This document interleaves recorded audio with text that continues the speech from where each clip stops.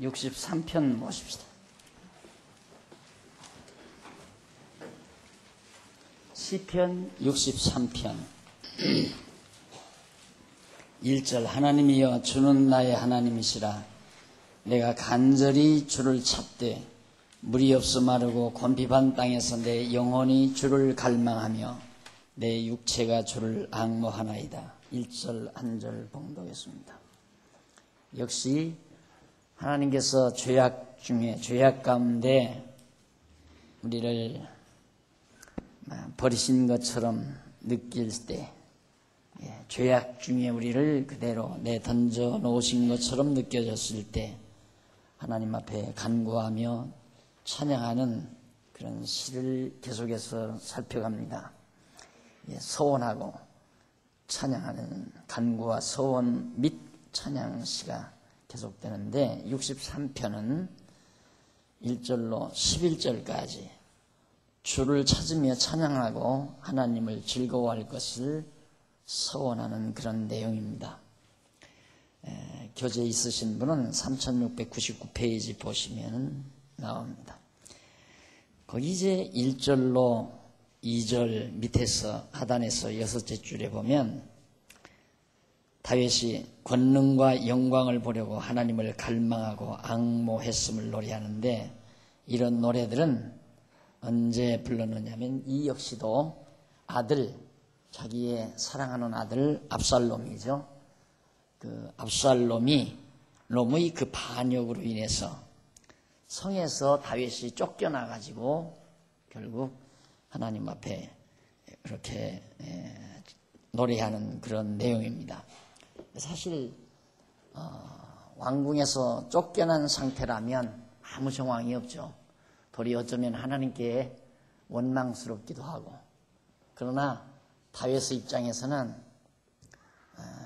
여러 가지 그런 어려움이 올 때 하나님께서 권고한 나를 주시는 것은 생각하게 하려는 하나님의 섭리라는 거 우리 잘 알잖아요.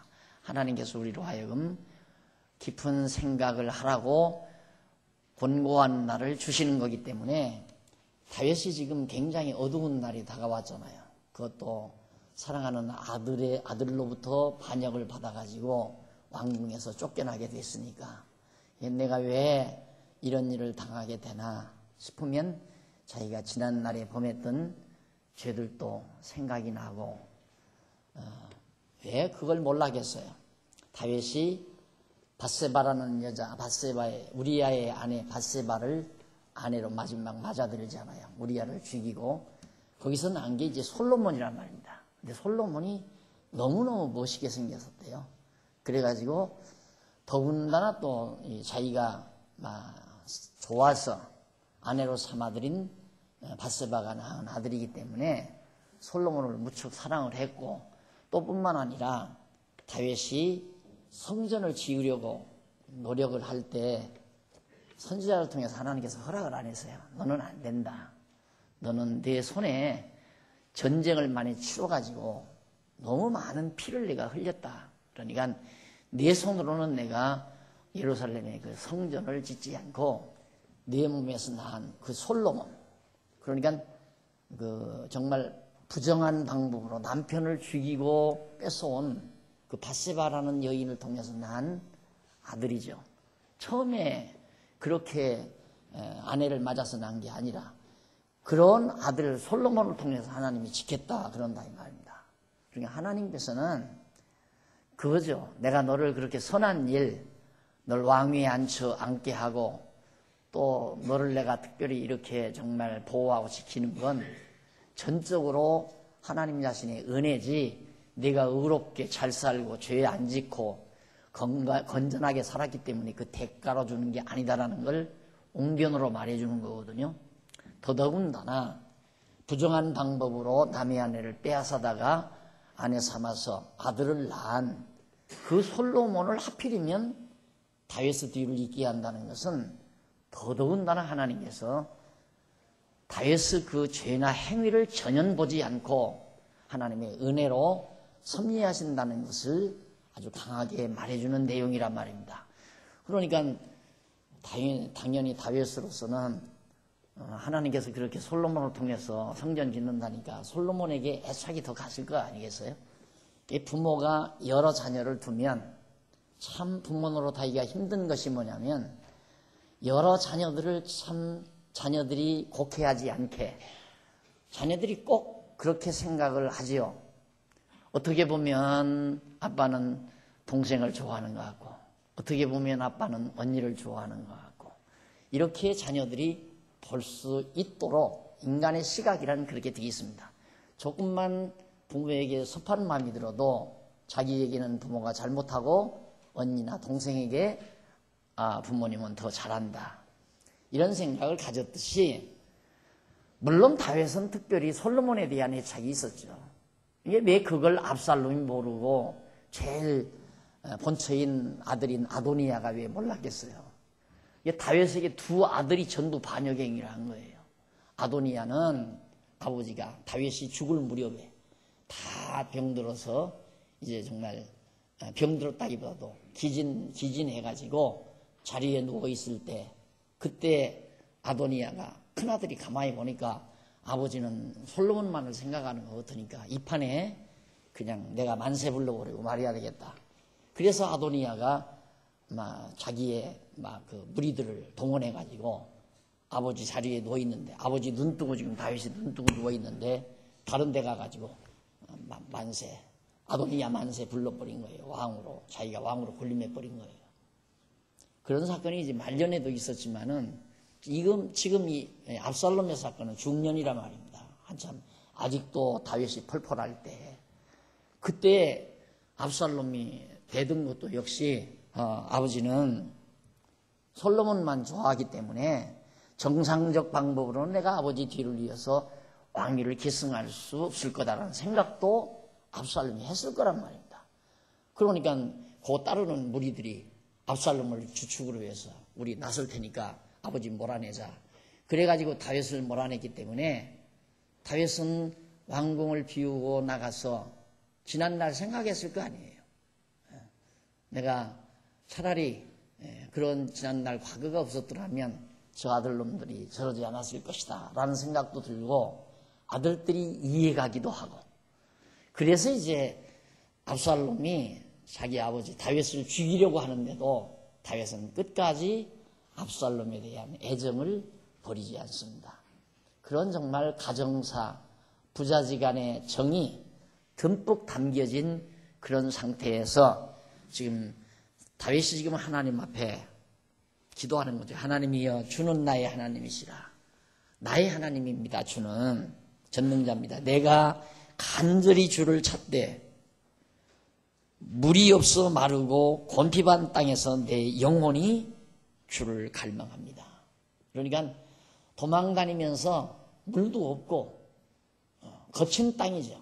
그런 곳으로 피난 다니면서 하나님을 바라보고 의지합니다. 라는 얘기입니다. 어쨌든 아무리 지난번에도 말씀드렸지만 현직인데 아버지가 왕위에 현직에 앉아있는데 압살롬이 무리를 데리고 쳐들어온다 했을 때 야 이놈들아 쳐라 물어볼 것 없이 다 사정없이 다 해버려라. 어느 누구가 광주 사태 때 그냥 탱크로 밀어버리라 했다듯이 그렇게 할 수 있죠. 네. 그냥 아버지가 다윗이 왕궁 버리고 나와가지고 거친들을 방황하면서 하나님만 바랍니다. 하나님은 나의 하나님 아닙니까? 라고 그렇게 생각하게 하나님 앞에 기도하는 대목이고 2절에 보면 내가 주의 권능과 영광을 보려하여 이와 같이 성소에서 주를 바라보았나이다.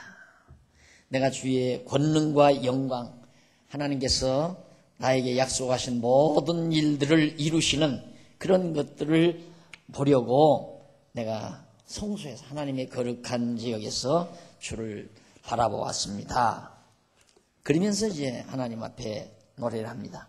그 다음 700페이지, 3700페이지 위에서 네 번째 줄에 보면 3절로 7절 내용이 나와요.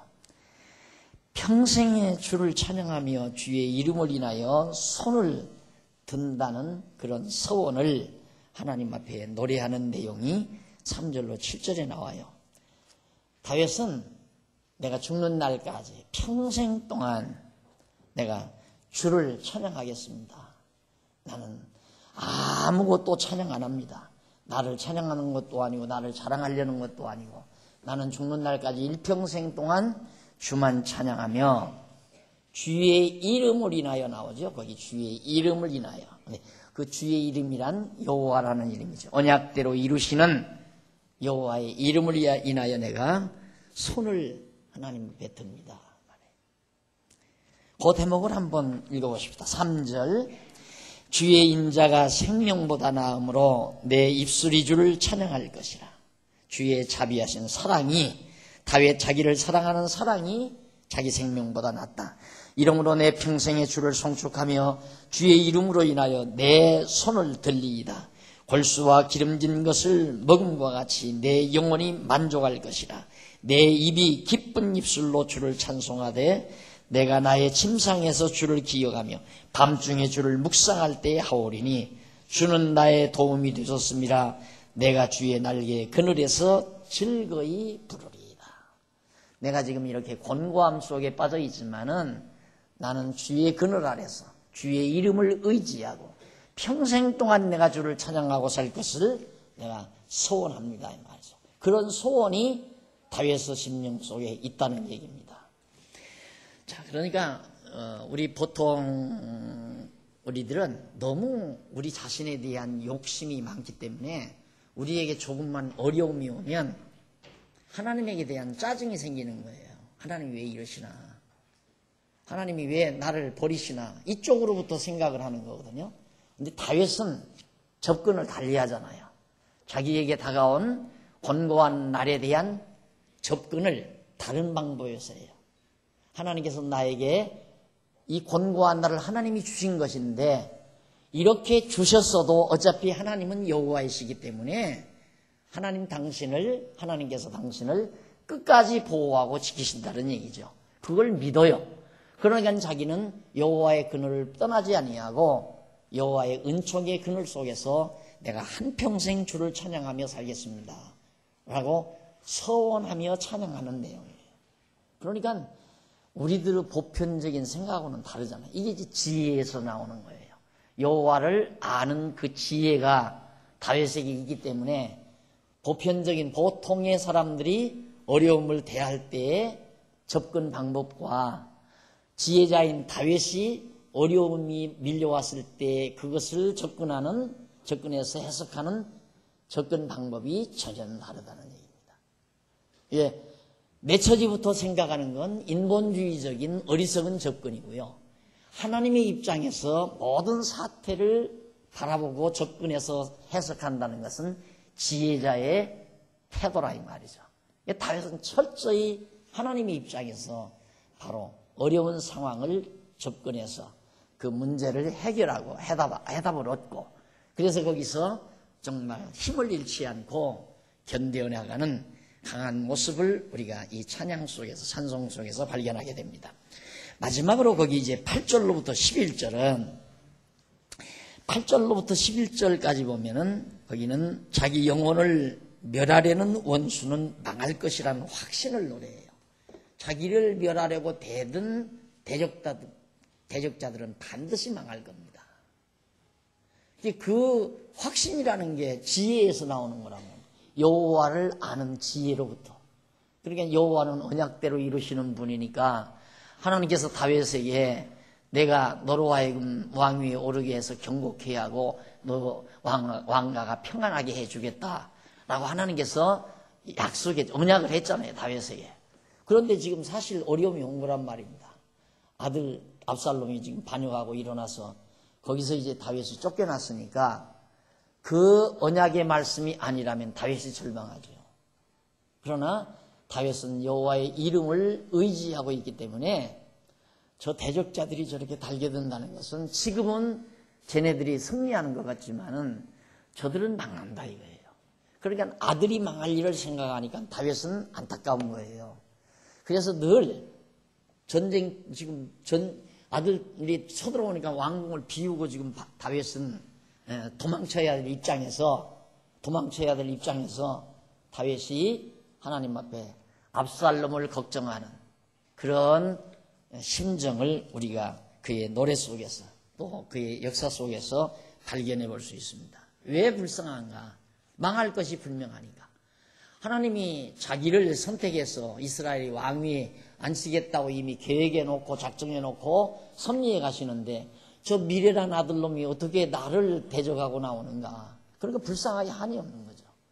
적어도 우리 말씀을 배우고 여호와 경외하기를 깨달아가는 우리 성도님들은 정말 이렇게만 된다면 얼마나 좋겠어요. 안 그래요?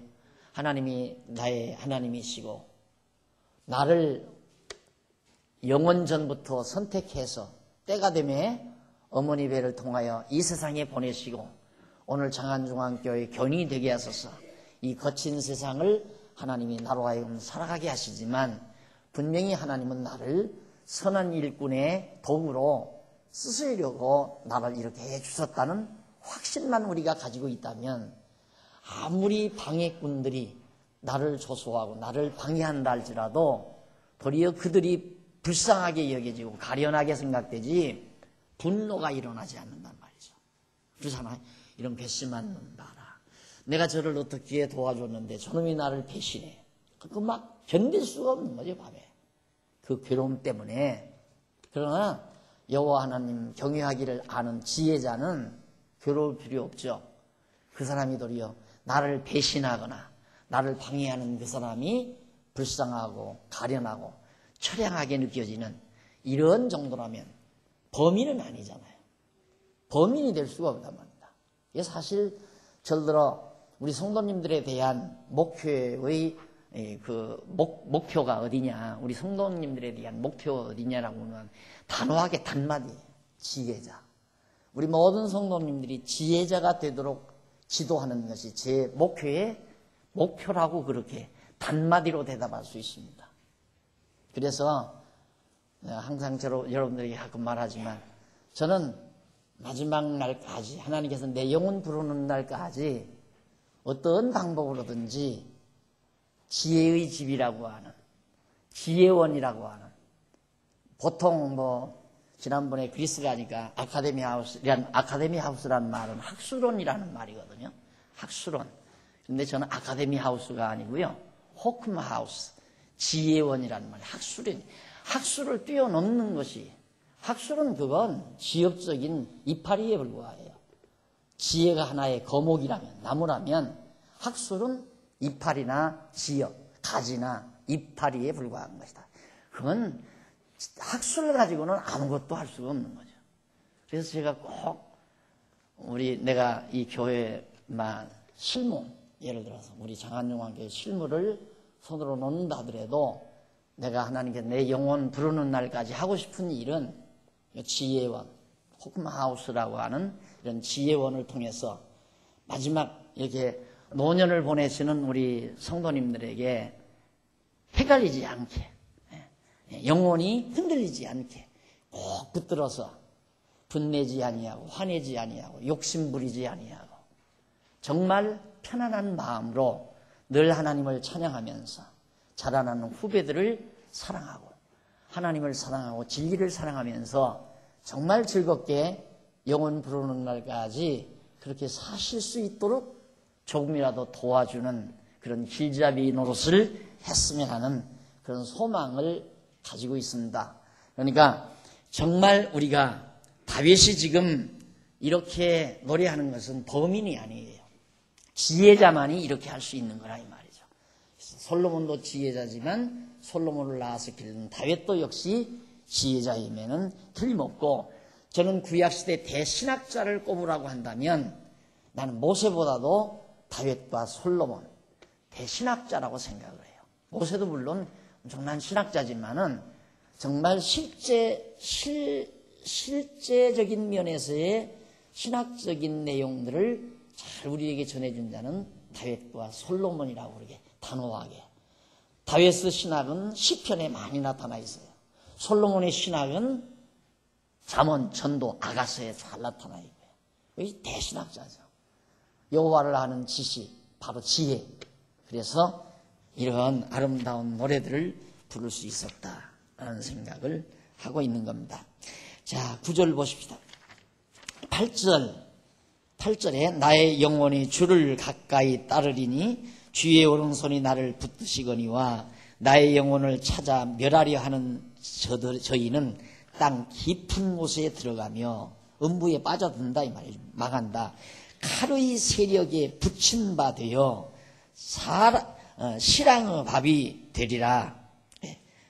그리고 실랑의 밥이란 그냥 칼에 찔림 받아서 죽어가지고 그냥 벌레들이 다 그 시체를 먹어버리고 만다. 왕은 하나님을 즐거워하리니 주로 맹세한 자마다 자랑할 것이나 거짓말하는 자의 입은 막히리로다. 왕 다윗 자기 자신을 말합니다. 어쨌든 나는 하나님을 즐거워하며 사랑하고 하나님을 찬양합니다. 대적들은 다 칼에 찔림을 받아 죽어 땅벌레들의 밥이 되고 말 겁니다. 확신에 찬 찬양을 다윗이 한 내용이 63편에 나와요. 그 다음 이제 64편 넘어갑니다. 3701페이지에 보면 64편 1절로 마지막 절까지 시인데 이것도 다윗의 시예요. 간구한 대로 이루실 것을 확신하며 자랑해요. 자기가 하나님 앞에 기도한 대로 반드시 이루어진다. 지난 수요일에도 제가 말씀드렸는데 정말 우리 신앙인들은 기도가 이루어지는 즐거움만 가지고도 세상을 살만하죠. 근데 기도가 이루어지는 즐거움을 맛보려면 욕심이 있으면 안 돼요. 인간적인 혈육적인 욕심을 가지고 기도하면 그 맛을 못 보는 거죠. 정말 하나님께서 우리에게 주신 감동에 의해서 성령의 소욕대로 기도하고 살면 그 기도는 100% 이루어지는 거 아니에요? 틀림없이 이루어지는 거란 말입니다. 왜? 하나님께서 이루실 걸 다 준비해 놓으시고 그 준비해 놓은 일을 이룰 마음을 그 일을 감당할 자에게 소원을 주어요. 나 이렇게 하고 싶다. 근데 그 소원이 자기가 알아요. 이게 내 욕심을 채우려고 그러는 건지 이 일이 하나님의 뜻에 합당한 하나님의 뜻이기 때문에 내가 구하는 건지 그건 너무 현저하게 알 수 있어요. 우리 갈라디아서에 보면 육체의 일은 현저하니 너무 분명하게 드러나는 거예요. 육체의 일은. 누구나 알 수 있어요. 아, 지금 내가 육체의 소욕을 가지고 산다. 누구나 분별할 수 있어요. 그런데 육체의 소욕이 아니고 성령의 소욕 따라 마음의 소원을 가지고 기도하고 살면 그건 100% 이루어지는 거죠. 그 맛을 우리가 느껴야만이 신앙생활의 진맛을 느낄 수가 있는 거 아닙니까? 다윗이 지금 그 기도예요. 하나님, 내가 하나님 앞에 간구한 대로 하나님께서 이루실 것이 나는 분명합니다. 난 확실히 믿습니다. 그래서 나는 여호와 하나님을 자랑합니다. 라고 그렇게 확신하면서 하나님을 자랑하겠습니다. 자랑한다는 말은 찬양한다, 하나님의 일을 선포한다 같은 말이에요. 그렇게 서원하는 내용이에요. 자, 그 내용 가운데서 1절로 2절에 보면 이 시 역시는 이것도 역시 압살롬 무리가 아들의 무리들이 다윗을 헤아리고 흉계를 꾸미던 그런 시기에 정보를 다 알죠. 다윗이 왜 그 정보를 몰라겠습니다. 왕이요. 지금 당신의 아들 왕의 아들 압살롬이 몇몇의 무리와 함께 지금 이 왕궁을 점령하려고 음모를 꾸민다고 합니다. 이런 정보를 듣고 앞에 63편도 그래 지은 거고 64편도 지금 그때의 하나님을 찬양했던 시예요. 그러니까 1절로 2절 보면 1절로 2절에서 원수에게서 자기를 구원해 주시라는 강구를 드려요. 하나님, 지금 저 어리석은 자들이 지금 나를 몰아내기 위해서 음모를 꾸민다는데 하나님 거기서 구해 주셔야 됩니다. 이게 어떻게 보면 다윗이 자기 욕심 차리는구나 이렇게 말을 해도 맞을 것 같지만 그 말은 안 맞는 말이에요. 다윗이 그렇게 하나님 앞에 구하는 것은 하나님, 나로 하여금 이 이스라엘의 이 다윗 왕가를 하나님이 세워주시고 이 왕가가 견고하고 영원할 것을 하나님이 언약하셨는데 이 왕가가 무너져 버린다면 하나님의 언약이 거짓부렁이 되는 거 아닙니까? 거짓말이 되는 거 아닙니까? 그러니 하나님 약속하신 대로 언약하신 대로 저 어리석은 자들의 음모가 다 사라져야 됩니다. 나를 구원해 주십시오. 그래서 나를 구원해 주셔야 됩니다. 라고 구하는 거니까 누구 뜻 구하는 거냐면 하나님의 뜻을 구하는 거예요. 하나님의 뜻을. 그래서 하나님 앞에 간절히 그렇게 1절로 2절에서 구하는데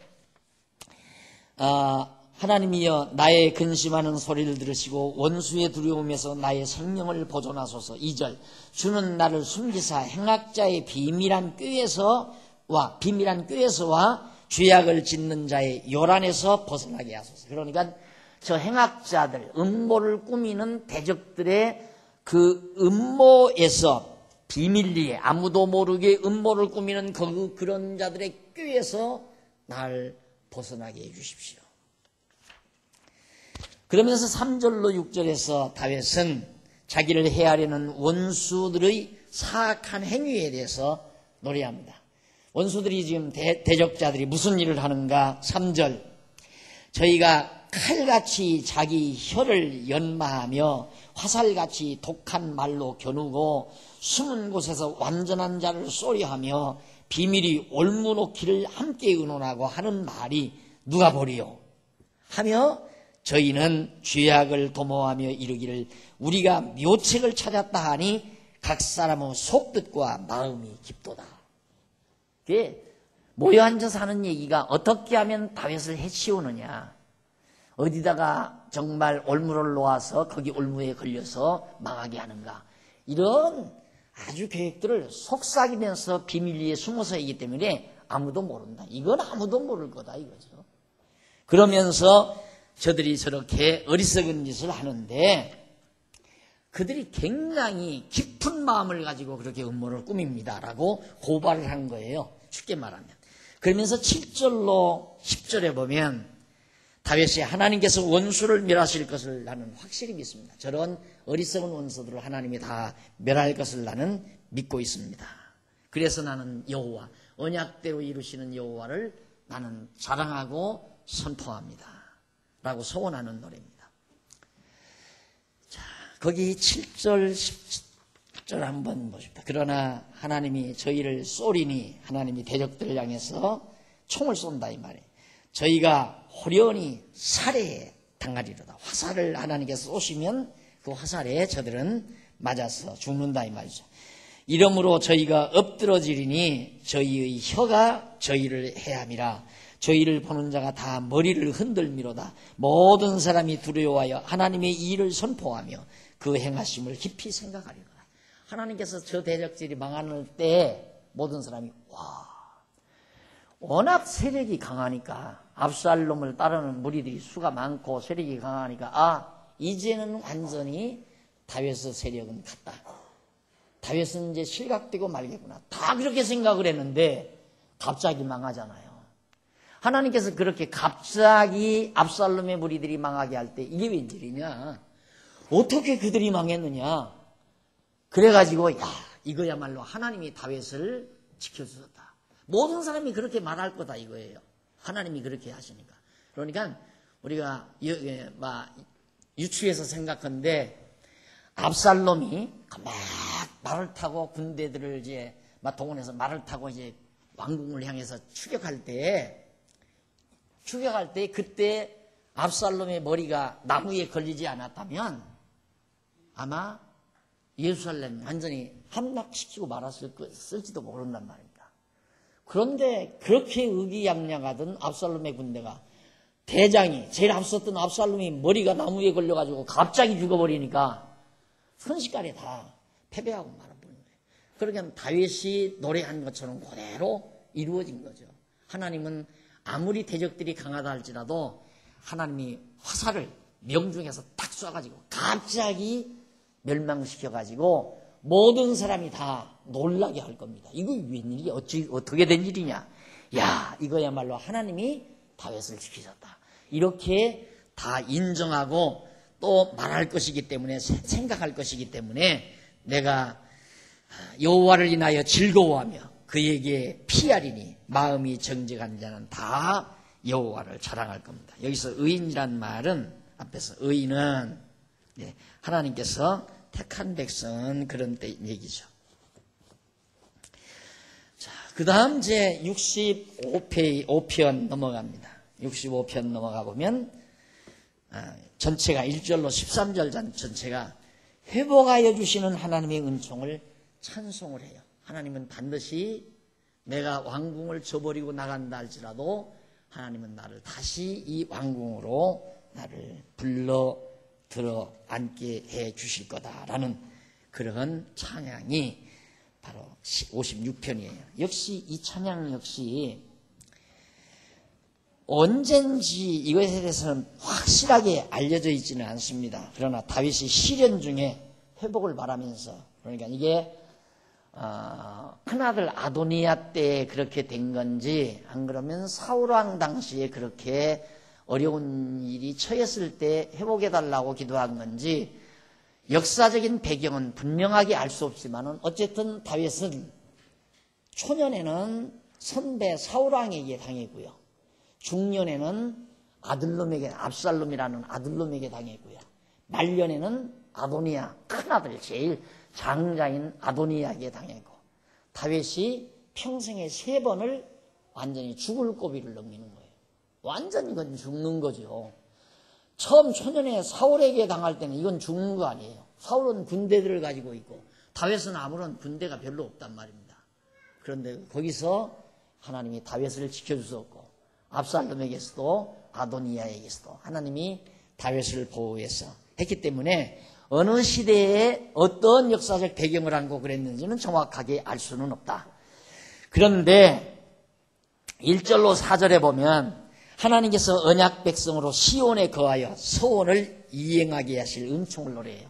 하나님은 한번 언약하시면 언약된 백성 또 왕, 하나님이 세우실 왕은 왕궁이 있는 시온을 떠나지 않게 해주실 걸 자기는 확신한다 이거예요. 그러면 다윗이 왕인데 왕궁을 떠나면 되겠어요? 예루살렘에 왕궁이 있는데. 그러니까 하나님은 절대 거기를 날 떠나지 않게 해주신다. 반드시 거기 돌아오게. 그래서 그걸 이행하실 하나님의 은총을 노래하는 건데, 한번 1절로 4절 읽어봐요. 하나님이여 찬송이 시온에서 주를 기다리오며 사람이 서원을 주께 이행하리이다. 그 다음 기도를 들으시는 주여 모든 육체가 주께 나오리이다. 죄악이 나를 이기어 싸우니 우리의 죄과를 주께서 사하시리이다. 주께서 택하시고 가까이 오게 하사 주의 뜰에 거하게 하신 사람은 복이 있나이다. 우리가 주의 집 곧 주의 성전의 아름다움으로 만족하리이다. 뭔 얘기입니까? 하나님 시온에서 주를 찬양케 그렇게 하나님이 섭리하시는데, 사람은 항상 그 소원을, 그런 소원을 가지고 있죠. 하나님의 택한 백성은 하나님 찬양하고 싶은 간절한 소원이, 그 소원을 하나님이 들어준다는 얘기예요. 그런데 문제는 다윗 자기 자신, 자기는 죄가 많다는 얘기입니다. 다윗 자기가 죄가 많다. 그 다윗이 특별히 죄에 대해서 뼈저리게 느끼는 것은 아까 말씀드린 대로 밧세바의 남편 우리야를 모함을 해서 전쟁터에 가서 죽이게 했던 그것이 다윗의 일평생 다윗을 괴롭혔던 부분입니다. 늘 다윗이 눈물을 흘리면서 늘 괴로워했던 부분이 바로 그 죄 때문에, 자기가 범한 죄 때문에. 그렇듯이 또 이런 어려움이 닥칠 때 그런 죄가 생각이 났겠지요, 다윗은. 그런데 그 생각이 났을 때 하나님은 내 이 죄 때문에 벌을 내렸구나 하고 좌절하고 절망하는 것이 아니라, 내가 그런 흉측한 죄를 졌지만 하나님은 이 죄를 사하시리이다. 분명하게 용서하신다 이 말이에요. 왜? 언약을 이루시려면 용서를 해야 되잖아요. 하나님께서 용서 안 하시면 언약을 다 취소해 버려야 되고, 다윗을 완전히 죄졌다고 해서 너는 네가 지은 죄값대로 네 아들놈에게 목 잘려라 하고 압살롬에게 맡겼던 아도니아에게 맡겼다면 다윗 목 잘라 죽었을 거 아니에요. 넌 남의 남편 목 잘라 죽이게 했으니까 너도 그렇게 당해라. 용서 안 하고 한다면 당장 행한 대로 다윗도 아들에게 목 잘려서 죽고 말았을 거예요. 그러나 하나님은 자기 죄를 용서할 걸 확신해요. 왜? 언약자손이니까. 그래서 언약자손은 하나님이 정죄로 끝나는 게 절대 정죄하고 끝내시는 게 아니에요. 언약자손은 반드시 아무리 흉측한 죄를 졌다 할지라도 하나님이 용서하게끔 돼 있어요. 그래야 언약을 이루시는 거니까. 그게 은혜 아니에요? 그 은혜. 그것 때문에 우리는 좌절하거나 실망하지 않죠. 지난날 생활을 험하게 살았다면 항상 그 사람은 위축되기가 쉬워요. 잘못하면. 하나님이 벌을 안 내리나. 이거 내가 과거에 이런 잘못을 저질렀더니만 하나님께서 나에게 지금 벌을 주어서 이런 어려움을 겪게 만드는 거 아닌가. 그런 생각할 거 없어요. 나 많은 죄를 하나님 앞에 졌습니다.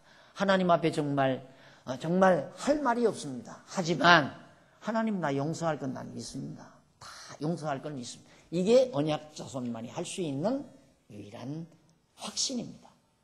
그러니까 다윗이 그렇게 기도하면서 분명히 하나님은 나로 하여금 성전에서, 주의 성전에서, 주의 집 예루살렘에서 바로 아름다움으로, 성전의 아름다움으로 나는 만족하고 살 수 있도록 하나님이 해 주실 겁니다. 라고 4절까지 그렇게 고백을 합니다. 그리고 5절로부터 8절은 3704페이지 밑에서 네 번째 줄에 보면 다윗이 응답해 주셔서, 하나님께서 자기에게 응답해 주셔서 승리하도록 은총을 베푸시는 하나님의 권능. 반드시 하나님은 다윗 자기로 하여금 승리케 하신다. 그런 은총을 하나님이 자기에게 베풀어 줄 것을 노래를 해요. 예언이나 똑같아요. 이 시편도 확신에 찬 예언과 같아요. 그게 다윗도 선지자라니까요. 이 시편이 노래다. 그러니까 내가 그러잖아요. 찬양으로 언약하신다. 역사 섭리로 언약하시고, 찬양으로 언약하시고, 예언으로 언약하신다. 언약이에요. 언약은 예언으로 언약하는 거예요. 언약을 예언하는 거죠. 그래서 다윗도 선지자로서 예언자예요. 하나님이 앞으로 자기를 승리케 한 걸 예언하잖아요. 그대로 승리한단 말입니다. 그래서 거기 이제 하나 좀 생각해 볼 것은 3704페이지 중간쯤 보면 죄악이 나를 이기어 싸우니. 그러니까 다윗이 죄에 졌어요.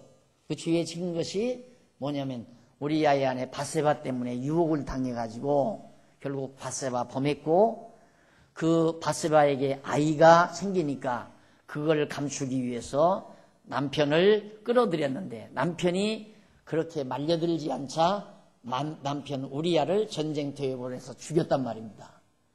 그러니까 다윗이 하는 말은 그 말을 죄악이 다윗 자기를 이겼다 이 말이에요. 그러니까 자기는 죄악에 졌다. 그 말이 무슨 뜻이냐면 징계가 우리 범죄 위에 초과했기 때문이다.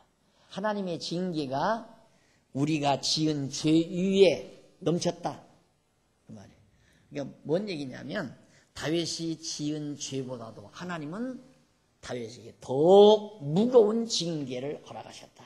그 말과 같은 의미로 이해가 되는 말입니다. 이 징계는 사랑의 징계라고 그랬죠. 우리는 하나님의 징계를 받을 때 낙심할 필요는 없다. 하나님이 나를 사랑하기 때문에 때리는 거지, 하나님이 사랑 없이 때리는 건 죽이려고 때리는 거예요. 그래서 아까도 제가 갈라디아서 공부할 때 두지 않았어요?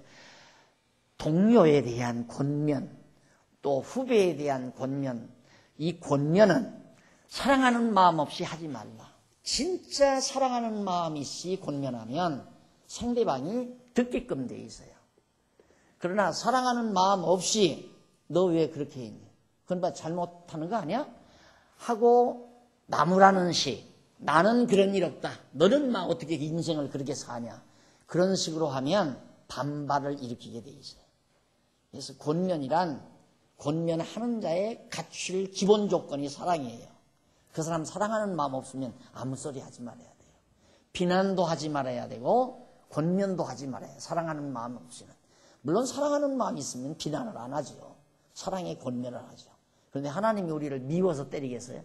하나님의 백성들을 반드시 사랑하기 때문에 깨닫게 하기 위해서 우리를 채찍하고, 또 그 깨달음을 통해서 더욱 믿음을 견고케 만들어가기 위해서.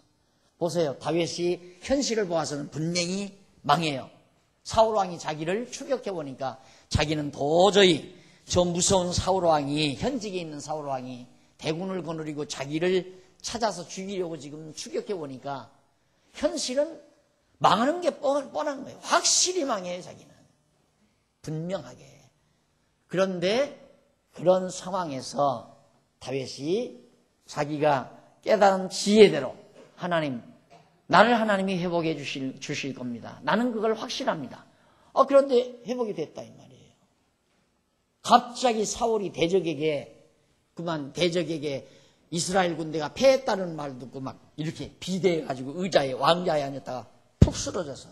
그러니까 지금 군대들이, 자기 군대들이 전쟁하다가 지금 패배한다 하니까 열이 손끝이 올라온 거예요. 사울왕이. 올라오니까 여기서 뇌에서 피가 터졌던 거죠. 뇌경색과 같은 거겠죠. 그러니까 픽 쓰러져서 죽어버리고 말았다 이거예요. 그러자 다윗이 왕위에 편안하게 올라앉게 된 거 아니에요. 이게 하나님 하시는 일이에요. 자, 그걸 겪고 났으니까 다윗은 얼마나 믿음이 강해겠어요. 맞다 이 말이에요. 야, 맞다. 그래서 기도가 이루어지면 이루어지는 만큼 우리의 신앙이 성장하잖아요. 근데 육체의 소욕 따라 드리는 기도는 드리면 들을수록 신앙이 약해져요. 왜? 드리는 대로 안 이루어지니까. 그러니까 자꾸 의심이 생기고 점점 믿음이 약해지는 거고. 그래서 지혜자는 거듭 말씀드리지만 욕심을 버리셔야 된다. 그래서 지혜원의 입학 자격 시험이 뭐냐면 사탕 그릇에다가 사탕을 수북이 놓고 들어가시면서 잡수세요. 그랬는데 2개씩 들고 오는 사람은 다 낙제생이에요. 2개씩 들고 오는 사람. 그래서 어디선가 딱 보니까 3개를 들고 와요. 음식점에서 밥을 먹고 나오다가 사탕을 3개씩 막 드는 거예요. 그래서 아이고 낙제생이다 그랬더니 아니에요. 저 앞에 가신 분들 나눠주려고 들었어요. 그러더라고요. 얼마나 먹고 얼마나 가지고 살다가 가시려고. 그냥 끝까지 욕심부리고 탐악에 젖어서 그렇게 미련하게 살 필요 없잖아요. 이것이 지금 다윗이 하나님을 의지하고 기도해서 이루어진 다음에 자꾸 믿음이 성장하니까 나중에는 확 믿어버리잖아요. 분명히. 그러니까 예언이 돼버리고 마는 거죠. 자, 그래서 다윗은 분명히 나를 승리케 해주실 것이다. 5절 보세요. 5절 거기 보면 우리 구원의 하나님이시여 땅의 모든 끝과 먼 바다에 있는 자의 의지할 주께서 의를 쫓아 엄위하신 일로 우리에게 응답하시리이다. 우리의 기도를 들어주실 겁니다. 이 말. 6절 주는 주의 힘으로 산을 세우시며 권능으로 띠를 띠시며 산 같은 거 바다 전부 다 하나님께서 전부 산을 세워놓고 권능으로 하나님의 능력으로 산이 무너나지 않게 띠를 다 띄워놓는다 이 말이에요. 그러니까 산이 저렇게 바다 가운데 이 지구상에 이렇게 딱 서 있는 거 하나님이 다 띠띄워서 다 묶어놨기 때문에 그렇다 이거예요. 그렇게 시적 표현이죠. 그 표현 참 멋있잖아요. 그래서 7절 바다의 흉흉함과 물결의 요동과 만민의 혼합까지 진정하시나이다. 그 막 태산이라도 무너뜨릴 것 같은 바다, 바람, 풍랑, 폭우 이런 것도 다 하나님께서 잠잠케 하실 수 있습니다. 그런데 지금 저 대적의 무리들이 날 죽이려고 막 떠들어져 있게 그것쯤이야 충분히 하나님께서 가라앉히셔서 나로 하여금 승리케 하실 수 있습니다. 그렇게 지금 시를 읽기 위해서 내용을 엮어가고 있는 겁니다. 8절 땅 끝에 거하는 자가 주의 징조를 두려워하나이다. 저 멀리 살고 있는 이방 모든 족속들이 하나님의 그 놀라운 능력의 징조를 무서워한다. 이 말. 주께서 아침 되는 것과 저녁 되는 것을 즐거워하게 하시며 땅을 권고하사 물을 대어 심히 윤택케 하시며 하나님의 강에 물이 가득하게 하시고 이같이 땅을 예비하신 후에 저에게 곡식을 주시나이다. 하나님께서 그런 능력을 가지고 있다 이 말이죠. 그래서 그런 능력을 가지신 하나님이 9절부터 보면 이제 쭉 나오죠. 9절에서부터 땅을 권고하사 물을 대게 이게 나오는데 9절부터 마지막 절까지가 온 땅에 풍년이 들도록 은총을 베푸시는 그런 하나님의 권능을 노래하고 있는 겁니다. 자, 거기 10절 계속 해서 보십시다. 주께서 밭고랑에 물을 넉넉히 대사 그 이랑을 평평하게 하시며 또 단비로 부드럽게 하시고 그 싹에 복 주시나이다. 주의 은택으로 연사에 관 씌우시니 주의 길에는 기름이 떨어지며 들의 초장에도 떨어지나니 작은 산들이 기쁨으로 띠를 띠었나이다. 초장에는 양떼가 입혔고 골짜기에는 곡식이 덮였음에 저희가 다 즐거이 외치고 또 노래하리이다. 예, 결국 하나님께서는 정말 이제 다윗이 다시 회복되면 모든 자연 만물도 이스라엘 백성들이 살아가는 그런 땅들도 적당하게 이른 비와 늦은 비가 잘 와가지고 곡식도 잘 되고 열매들도 잘 맺어서 모든 백성들이 편안하게 잘 살 수 있도록 하나님이 회복해 주실 것을 확실히 믿으며 찬양하는 것이 바로 65편의 찬양시였습니다. 자, 오늘 여기까지 하시고요. 다음 시간에 66편부터 계속해서 또 우리 감상하도록 약속하고 오늘 강의 여기서 마무리합니다. 기도하십시다. 살아계신 하나님 아버지, 우리들이 여호와 하나님 살아계신 것을 믿는다고 하면서도 여전히 우리는 근심하고 걱정하고 또 증오하고 미워하고 시기하고 온갖 타박을 가지고 살아갈 때가 너무너무 많습니다. 이런 것들이 얼마나 미련한 삶인가를 오늘 다윗의 시를 통해서 또 한 번 깊이 저희들이 느꼈습니다. 하나님 아버지여, 오늘 우리 성도들에게 하나님께서 지혜와 총명을 더욱 허락해 주셔서 오늘 지금 우리의 현실이 조금은 각박하다 하더라도 어려운 일이 부딪혀 왔다 할지라도 두려워 말게 하시고 근심하지 말게 하시고 염려도 하지 말게 하시고 하나님이 분명히 사랑의 품에 우리를 거느려 주시고 지켜주시고 우리로 하여금 만족하게 해주실 것을 믿고 소망하며 간구하며 사는 슬기로운 종들이 되도록 역사하시옵소서. 시종을 주께 의지하고 예수님의 이름으로 기도드립니다. 아멘.